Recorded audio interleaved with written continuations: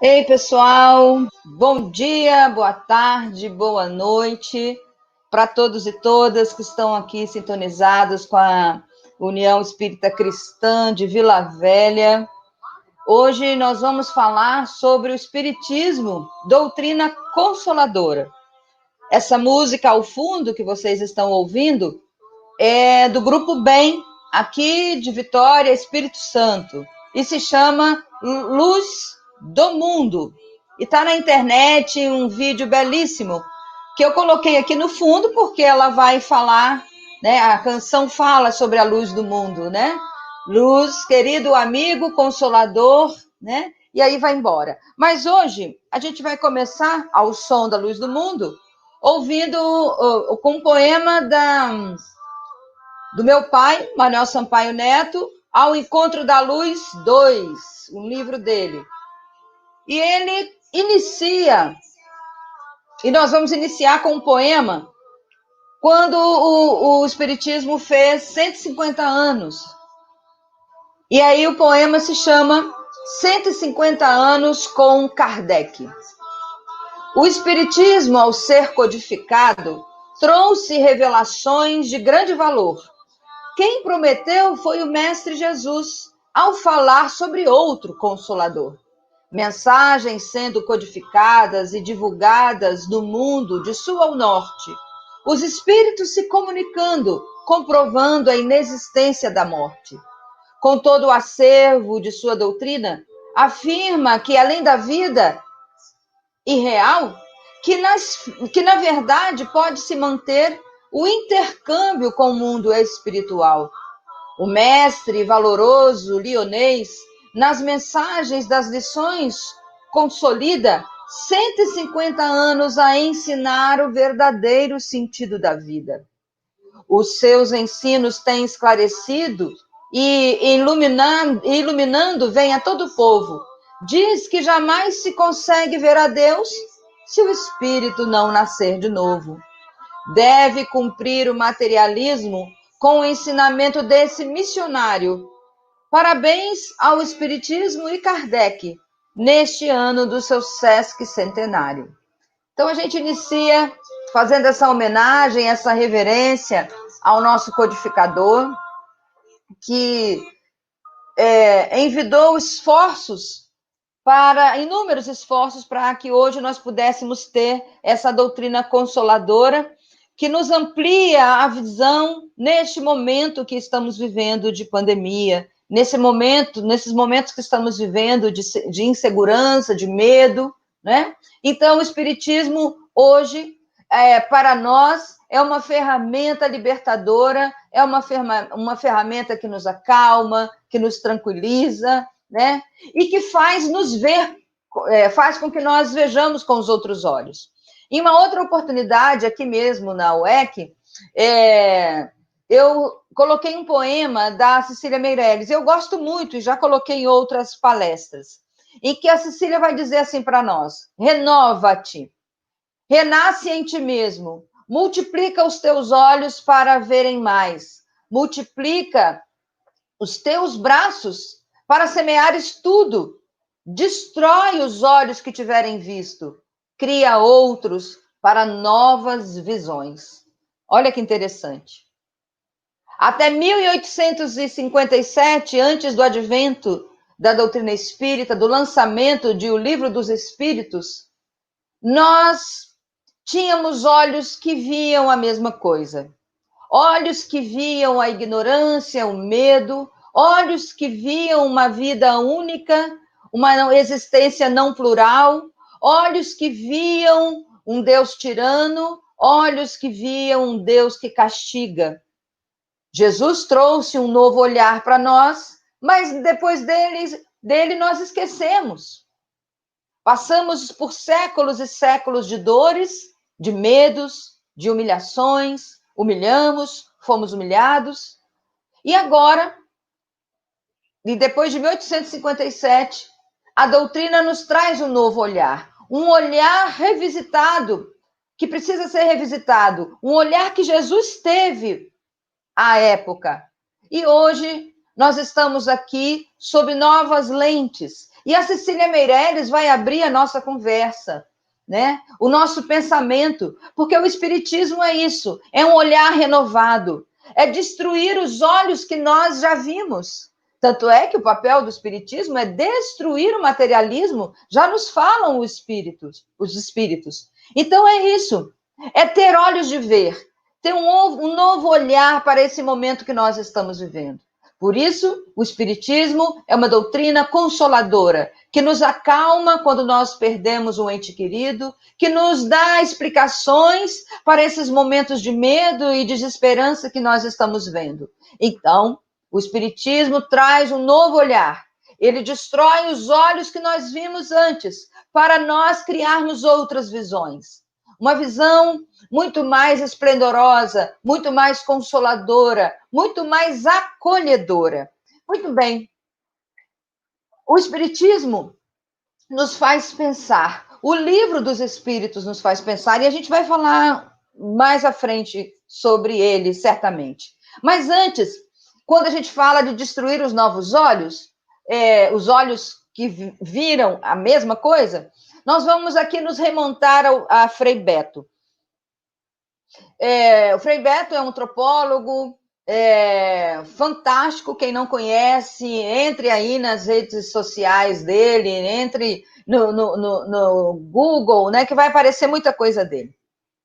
E Frei Beto vai trazer para a gente o seguinte, uma história interessante para que a gente possa entender como a gente mantém os mesmos olhos. Encontrei Daniela, 10 anos, no elevador, às 9 da manhã, e perguntei, não vai à escola? Ela respondeu, não, eu tenho aula à tarde. Comemorei, que bom. Então, de manhã você pode brincar, dormir até a tarde. Ela falou, não, tenho tanta coisa para fazer de manhã. Que tanta coisa, né? Uma menina de 10 anos teria para fazer de manhã. Aulas de inglês, de balé, pintura, piscina. E começou a elencar o programa de uma garota robotizada. Fiquei pensando, que pena, a Daniela não tem aula de meditação. Estamos construindo super-homens e super-mulheres, totalmente equipados, mas emocionalmente infantilizados. Uma progressista levantou que uma cidade no interior de São Paulo tinha, em 1960, 6 livrarias e uma academia. Hoje, esse texto é de 2010, tem 60 academias de ginástica e 3 livrarias. Não tenho nada contra malhar o corpo, diz Frei Beto, mas me preocupo com a desproporção em relação à malhação do espírito. Acho ótimo. Vamos todos morrer esbelto, né? Um tempo para digerir aí o que o nosso Frei Beto falou. E nós não vemos as nossas crianças assim? Esse texto é de 2010. E nós não vemos uma preocupação demasiada com o corpo? É aula, agora não que a gente está na pandemia, mas é aula de balé, de piscina, de inglês. E detalhe, não faltam, né? Não faltam. Por quê? Não, você vai sim, meu filho. Papai está pagando. Mas como a gente negligencia a evangelização de nossos filhos, né? Vocês já pararam para pensar que a gente não leva os nossos filhos à aula de meditação? Não paramos um tempo para que a gente possa pensar, porque meditar é pensar em si. A sociedade não para pensar. Estamos robotizados. Como diz Frei Beto, a imbecilidade consome o cotidiano e nós nos tornamos antiéticos, injustos. Nós estamos robotizados. Acordamos, tomamos café, vamos trabalhar, voltamos, almoçamos, trabalhamos, depois voltamos para casa, tomamos banho, jantamos, dormimos, né? E vamos vivendo, e não paramos para pensar. E a oração e a meditação, o estudo, a leitura, o pensar, nos leva a pensar sobre nós. E as nossas crianças? Agora, com a BNCC, porque eu sou professora, né, sou Alba Sampaio, né, nem me apresentei, porque o pessoal da UEC me conhece, né? Mas como isso vai ficar aí para o mundo, meu nome é Alba Sampaio, professora de português e de literatura e psicóloga. E como professora, eu digo a vocês o quanto os pais negligenciam a educação, uma educação do espírito, melhor dizendo, a educação do espírito. O que seria a educação do espírito? Então tem que ser espírita? Não, não. Do espírito é para o espírito imortal, é para aquele ser que pensa. E nós não temos o mesmo engajamento com as nossas crianças para que elas estudem, leiam. A gente compra um tênis de R$ 800, mas a gente não compra um livro de 25. E isso eu falo com certeza, foram 33 anos, né? E os últimos 20 anos do meu trabalho com o ensino médio, eu via que pais compravam mochilas caríssimas, tênis caríssimos, blusas caríssimas, jaquetas caríssimas. Aí a professora de português pediu um livro de R$ 25, de 35. Quê? Que absurdo um livro! Mas no outro dia eu olhava para o pé daquele menino, cuja mãe reclamou, nós víamos lá um tênis de R$ 700. Então, nós estamos aí num processo de inversão de valores. Criamos pessoas robotizadas, não paramos para pedir para que o aluno pense. A Base Nacional Comum Curricular, que é a BNCC, que foi lançada recentemente, ela vai trazer as competências socioemocionais. E dentro das competências socioemocionais também está a espiritualidade, também está o momento de pensar em si, o momento da meditação, o momento de trazer um pensamento crítico, lógico, ético para nossas crianças. Nós trazemos também Lia Luft para poder endossar a nossa conversa. Por que trazemos Frei Beto e Lia Luft? Porque são pessoas, além da Cecília Meirelles, porque são pessoas que estão trazendo para nós um novo modus operandi de pensar. Lia Luft diz para a gente, pensar, num título de texto, pensar é progredir. Lia Luft é uma escritora gaúcha, se não me engano. Pensar pede audácia, pois refletir é transgredir a ordem superficial que nos aprisiona tanto. Somos demasiados frívolos. Quando o primeiro dever seria, de vez em quando, parar e analisar quem a gente é, o que estamos fazendo da nossa vida, qual o nosso tempo, como está o nosso tempo, os nossos amores. E com as obrigações também, é claro, pois não temos sempre 5 anos de idade, quando a prioridade absoluta é dormir abraçado no ursinho de pelúcia e prosseguir no sono, o sonho que, afinal, nessa idade, ainda é vida. Mas pensar requer audácia. Pensar não é apenas a ameaça de enfrentar a alma no espelho, é sair para as varandas de si mesmo e olhar em torno e, quem sabe, finalmente respirar. Pensar exige audácia, é refletir, é transgredir a ordem superficial que nos aprisiona. E nós não estamos aprisionados nesse pensar igual, companheiros. E nós não estamos aprisionados a fazer as coisas repetitivas e não prestar atenção na lógica da vida, na nossa vida. É isso. O Espiritismo, o livro dos Espíritos, nos convida para sair das varandas de nós mesmos. Em 1857, foi uma virada de chave para esse transgredir, para esse pensar, para esse novo que está chegando. O Livro dos Espíritos diz um postzinho da Federação Espírita Brasileira. Com este livro, em 18 de abril de 1857, raiou para o mundo a era espírita. Nele se cumpria a promessa evangélica do Consolador, do Paráclito ou do Espírito da Verdade. É de Herculano Pires, a introdução que Herculano Pires faz. Né? Raiou ao mundo uma era diferente, um olhar diferente, um olhar mais racional, um olhar mais acolhedor para o outro, um olhar mais justo, mais ético, mas acima de tudo um olhar consolador. Porque eu, como espírita, desde berço, meus pais eram espíritas, meus avós também, né? Eu sou a terceira geração, a quarta geração de espíritas. Deixa eu ver, 1, 2, 3. A terceira geração de espírita. E meus pais, quando fundaram aqui a Casa Espírita em Guarapari, né? Porque eu estou em Guarapari, Espírito Santo, eles fundaram em 16 de maio de 1976.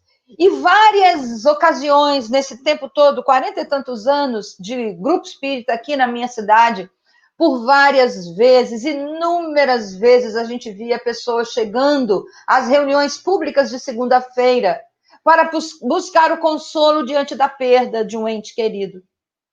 Quantas pessoas eu já ouvi dizendo, olha, me mandaram aqui porque disseram que o Espiritismo vai me consolar diante da morte da minha mãe, do meu pai, do meu filho, dos meus irmãos.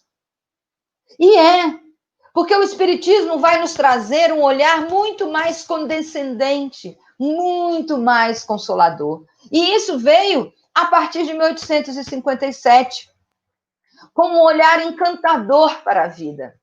Este livro, dos Espíritos, é o resultado de um trabalho coletivo e conjugado entre o céu e a terra.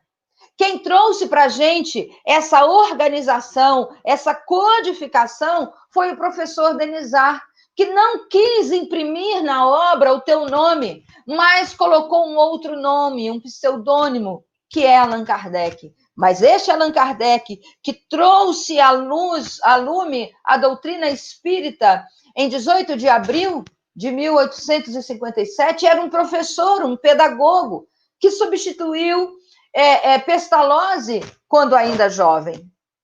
Nós vamos perceber que este pedagogo, já na idade madura, vai começar a entender e perceber que mensagens chegavam até ele, ocasiões chegavam até ele, mostrando que algo existia além da matéria. Existia uma falange de espíritos que cuidavam daquele novo olhar. Essa falange, que é a falange do Consolador, se constituía de espíritos reveladores, sob a orientação do Espírito da Verdade e dos pioneiros encarnados com Allan Kardec à frente. Então, o Espírito Verdade, reunindo essa falange do Consolador, organizou de tal modo, sob a orientação, sob o cuidado de Allan Kardec, trouxe à lume o Espiritismo, que abriu, né, um leque de possibilidades para a vida, para um novo modus operandi. Então, a gente tem aí no Livro dos Espíritos, para quem está entrando, né, aí a primeira vez neste mundo de meu Deus, o Livro dos Espíritos foi lançado em 1857 e é o principal livro da doutrina espírita. Vamos dizer que é a espinha dorsal do Espiritismo. E o Livro dos Espíritos é dividido em 4 partes, né? Da primeira parte nasceu a Gênese. Da segunda parte nasceu o Livro dos Médiuns. Da terceira parte nasceu o Evangelho segundo o Espiritismo. E da quarta parte, que é das Esperanças e Consolações, nasceu o Céu e o Inferno, né? Então, voltando aqui, a primeira parte das causas primárias, a Gênese. Do mundo espírita ou mundo dos espíritos nasceu o Livro dos Médiuns. das leis morais, que é a terceira parte, nasceu o Evangelho segundo o Espiritismo, e da quarta parte, que é das esperanças e consolações, nasceu o livro Céu e Inferno.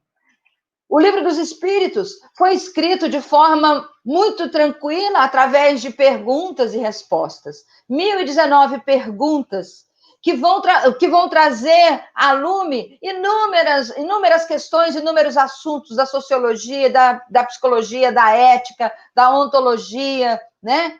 E vai estabelecer ligações históricas em todas as fases da evolução humana e de seus aspectos biológicos, psíquicos, social e espiritual. É de forma dialogada, tranquila, onde a primeira pergunta é: o que é Deus? Né? A causa primária de todas as coisas. A Federação Espírita Brasileira lançou há algum tempo uma campanha: comece pelo começo.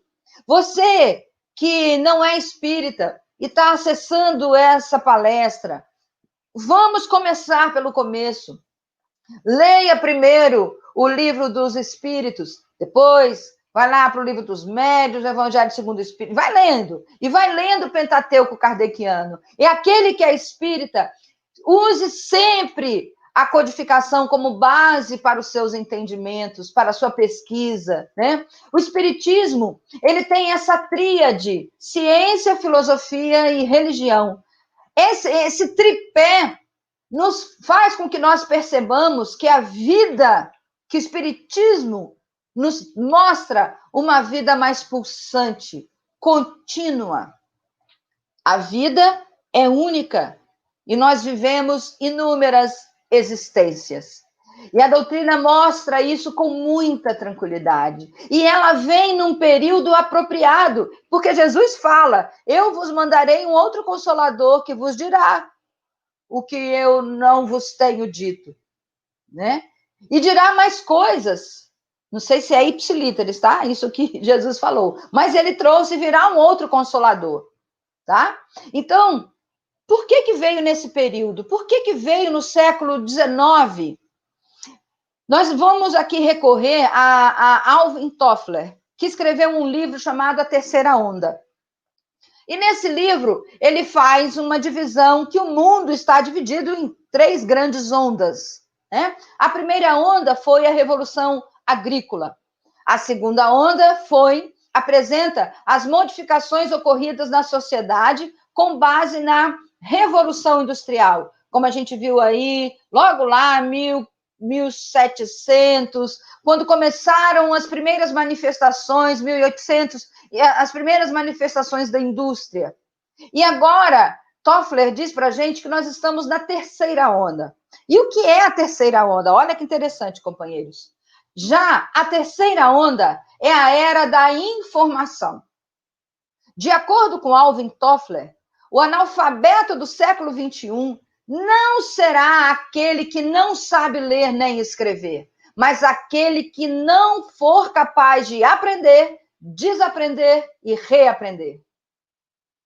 Percebam que nós estamos na terceira onda. O analfabeto do século XXI não é aquele que não sabe escrever, mas é aquele que não é capaz de aprender, desaprender e reaprender. A pandemia não está nos ensinando isso? Estava agora conversando com o Anderson, nosso querido aí, que cuida dos bastidores do que vocês estão vendo aqui, né? E eu fui pega, né, de calças curtas, como diz o dito popular. Eu não gosto de ser filmada, não gostava. E várias vezes a Rosa me chamava para fazer palestra lá na UEC, União Espírita Cristã de Vila Velha. E eu falava: não, Rosa, não vou não. Sofia também me chamava: eu tenho vergonha, eu não gosto de ser filmada. E várias vezes eu neguei. Aceitava de vez em quando, mas eu negava porque a UEC passou a filmar. Aí eu falei: caramba, eu não gosto disso. Gente, o que a pandemia me ensinou? Eu estou sendo filmada na minha casa. Na minha casa, para eu poder fazer palestra e continuar a divulgar né, com a simplicidade, a doutrina espírita, estou tendo que ser filmada. Olha a terceira onda. Olha o que a pandemia está me ensinando a aprender, desaprender e reaprender. Então, eu tive que me reinventar. Eu tive que ter a paciência para comigo, a paciência para com esse momento que nós estamos vivendo e aprender, desaprender, reaprender. E estou aqui, né, dando trabalho um pouco para o Anderson e às outras pessoas, né, que pedem para que eu faça palestra, porque são parcos os meus entendimentos tecnológicos, mas eu não estou me negando, né? Não estou mais negando palestras porque eu tenho que estar à frente de uma câmera. Não é, gente? Observe como o Espiritismo está em consonância com o mundo. Olha o que Alvin Toffler traz para a gente, né? A importância da gente rever o nosso conceito. E o Espiritismo nos faz pensar nisso.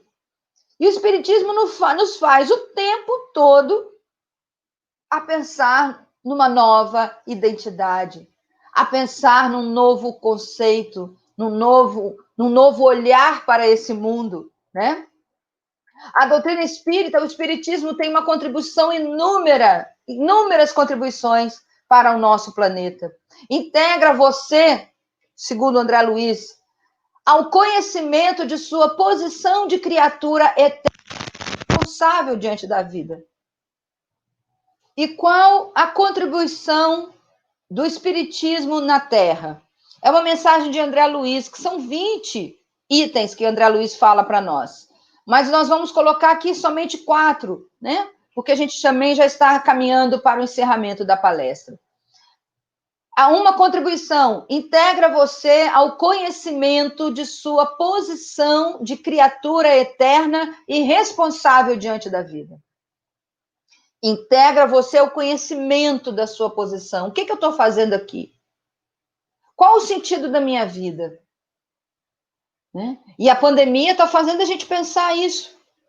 Né? Que ela está fazendo a gente voltar para dentro de nós. Para dentro de casa. Para as nossas relações. A relação com a minha família, a relação comigo mesma.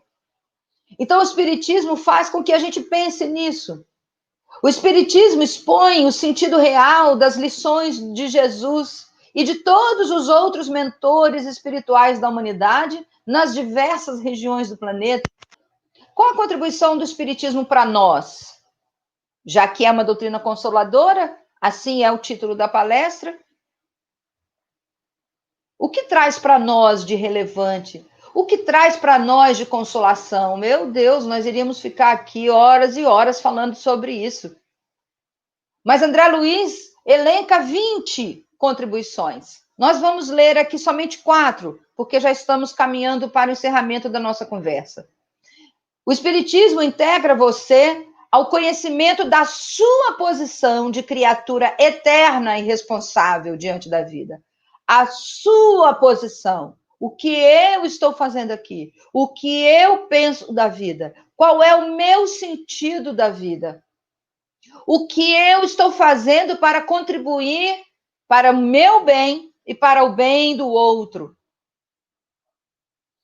Expõe o sentido real das lições do Cristo, de todos os outros mentores espirituais do planeta, nas diversas regiões. Então, nós vamos ver que esses guias espirituais da humanidade, o Espiritismo nos coloca em contato, até porque na equipe do Consolador, nós tínhamos inúmeros espíritos de escola que trouxeram para a gente os seus ensinamentos. Sócrates, Platão, Paulo de Tarso, Santo Agostinho, né, Santa Teresa d'Ávila, inúmeros espíritos que trouxeram para a gente a contribuição do ser, de um ser ético, de um ser moral, de um homem que vai contribuir para o planeta. E nós trazemos no bojo aí depois, com inúmeros livros publicados, nós vamos ter a fala de Buda através de Joana de Ângeles, né? Nas obras que ela traz do Buda, Confúcio, Heráclito, enfim, inúmeros pensadores da humanidade que vão contribuir para o meu melhor caminho aqui na Terra. O Espiritismo suprime-lhe as preocupações originárias do medo da morte, provando que ela não existe.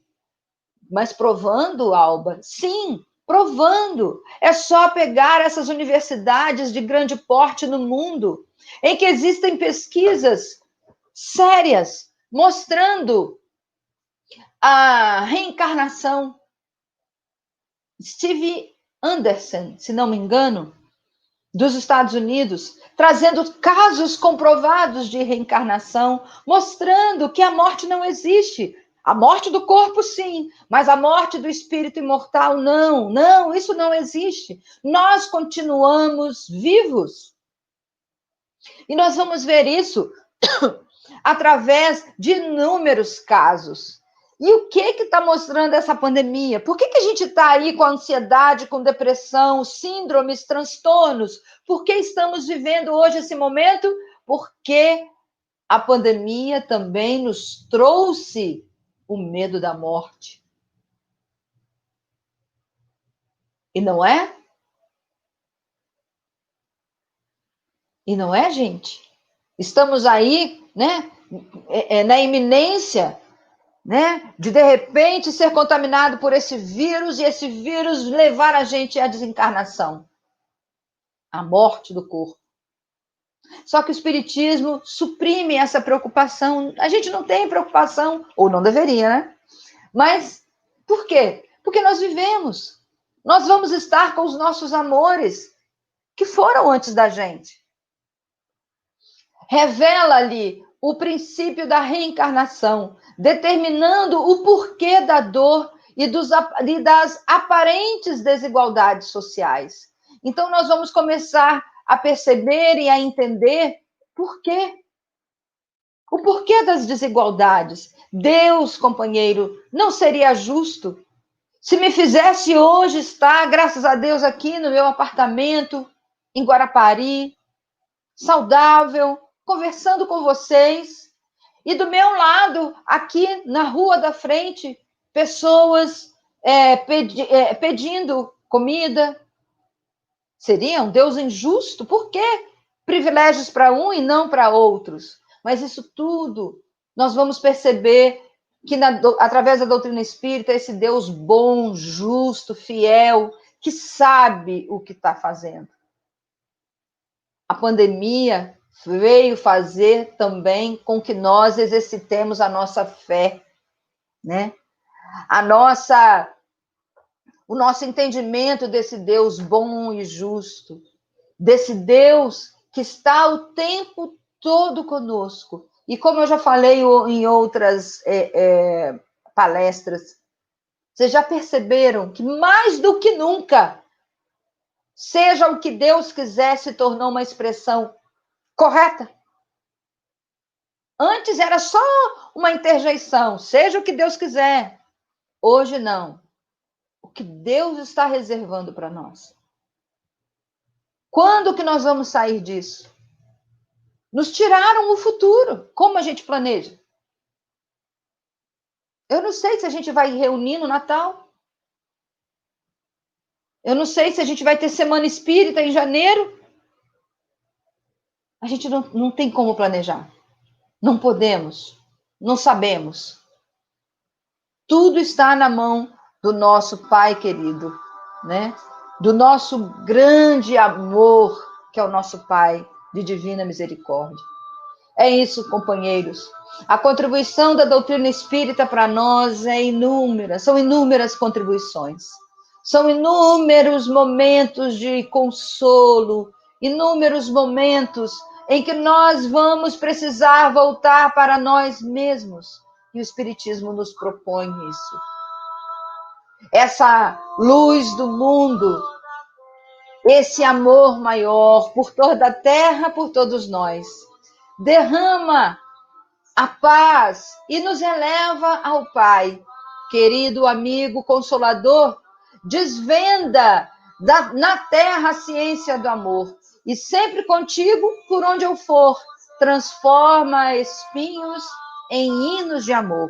Essa é a música Luz do Mundo do Grupo Bem. E que esse Consolador prometido possa invadir a nossa alma, nos tomar a alma, de tal forma que nós possamos enfrentar todas as adversidades do mundo, todas as nossas adversidades pessoais, com estoicismo, com vontade, com desejo de crescer, porque tudo isso vai passar.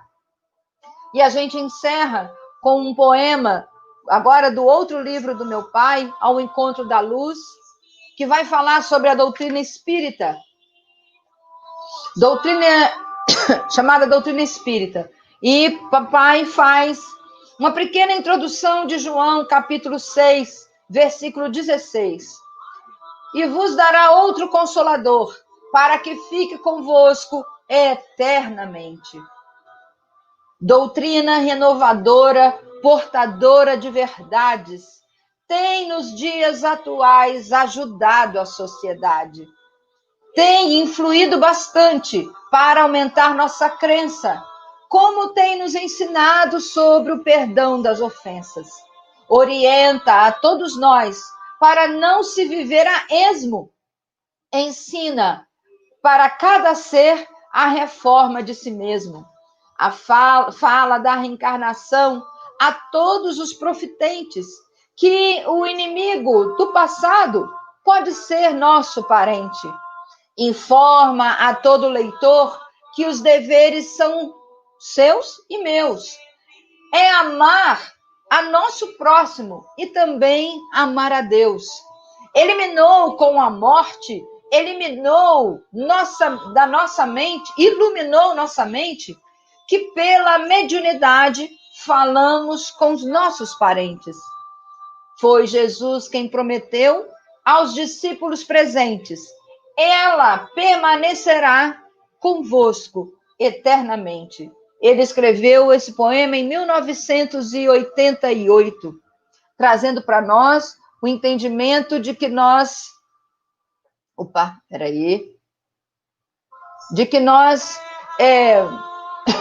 precisamos entender o que aqui estamos fazendo, para onde vamos, qual é o sentido da nossa vida. Que o nosso Mestre Jesus abençoe a todos e todas. Um grande abraço e a minha eterna gratidão aos trabalhadores, à diretoria da União Espírita Cristã. Que Jesus nos abençoe agora e sempre. Que assim seja.